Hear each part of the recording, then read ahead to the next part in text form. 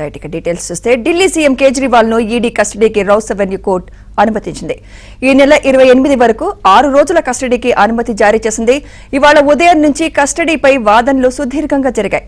ఆయన్ను 10 రోజుల కస్టడీకి ఇవ్వాలని ఈడీ కోరింది. అయితే కేజ్రీవాల్ అరెస్ట్ అక్రమమని ఆయన తరపు న్యాయవాదులు వాదించారు. ఇరు వర్గాల వాదనలు విన్న న్యాయస్థానం 6 రోజుల కస్టడీకి పర్మిషన్ ఇచ్చింది.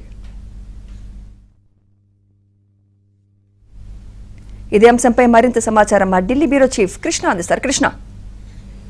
సుమిత్ర, ఢిల్లీ ముఖ్యమంత్రి అరవింద్ కేజ్రీవాల్ ను 6 రోజుల ఈడీ కస్టడీకి పీఎంఎల్ఏ కోర్టు అనుమతించింది. దీంతో ఈ నెల 28 వరకు కేజ్రీవాల్ ను ఈడీ కస్టడీలోకి తీసుకుని విచారించబోతుంది.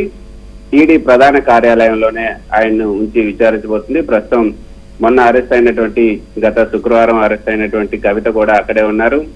ఆమెతో పాటు కేజ్రీవాల్ కూడా కలిపి విచారించే అవకాశం ఉంది, క్రాస్ క్వశ్చన్ చేసే అవకాశం ఉంది. కస్టడీ అప్లికేషన్ లో కూడా ఆ విషయాన్ని ఈడీ స్పష్టం చేసింది. నిందితులతో పాటు కొంతమందితో ఈ కేజ్రీవాల్ ని క్రాస్ క్వశ్చనింగ్ చేయాల్సినటువంటి అవసరం ఉందని కూడా చెప్పడం జరిగింది. మరి కవితతో పాటు కవితను కేజ్రీవాల్ ఇద్దరిని కలిపి విచారిస్తారా లేదా అనేది కూడా చూడాల్సి ఉంటుంది. దానిపైన రేపు స్పష్టం వచ్చే అవకాశం ఉంది.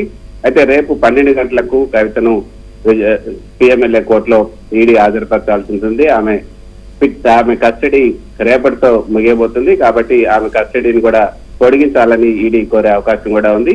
అయితే ఈ రోజు సుదీర్ఘంగా 2.5 గంటల పాటు ఈ యొక్క వాదోపవాదాలు జరిగాయి. ఇద్దరి వాదోపవాదాలను విన్న తర్వాత కోర్టు ఈడీ వాదనలకే మొగ్గు చూపి 6 రోజుల పాటు కేజ్రీవాల్ ను కస్టడీకి అప్పగించింది. కేజ్రీవాల్ రిమాండ్ ని యాంత్రికంగా చూడకూడదంటూ కేజ్రీవాల్ తరఫున వాదించినటువంటి అభిషేక్ మను సింఘ్వి కోర్టుకు తెలియజేశారు. కేజ్రీవాల్ అరెస్ట్ లో ప్రజాస్వామ్య సూత్రాలు ముడిపడి ఉన్నాయి.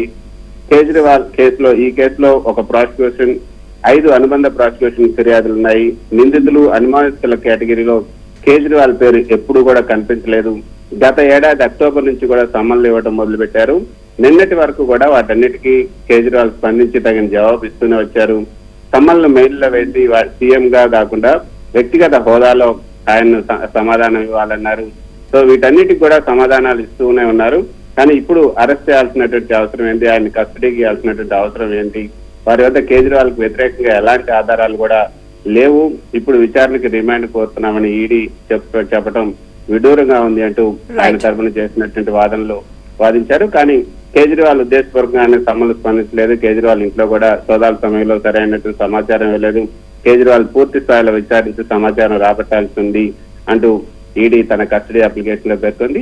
సో ఈడీ చేసినటువంటి వాదనల వైపు మొగ్గు చూపినటువంటి పిఎంఎల్ఏ కోర్టు న్యాయమూర్తి 6 రోజుల పాటు ఇవ్వడానికి అనుమతించింది.